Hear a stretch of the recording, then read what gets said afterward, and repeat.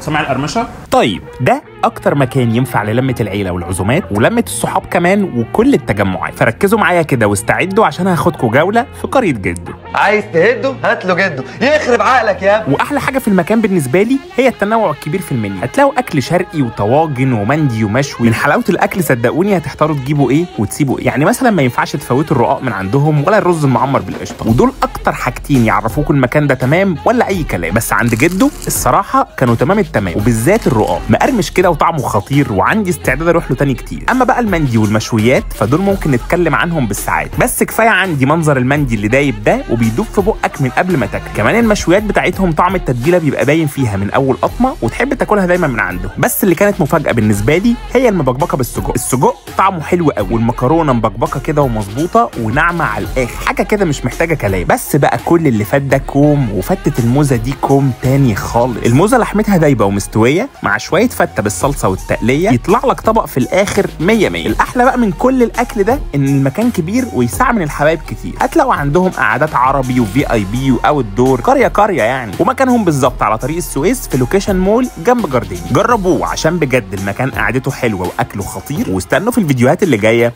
اماكن حلوه تانيه كتير.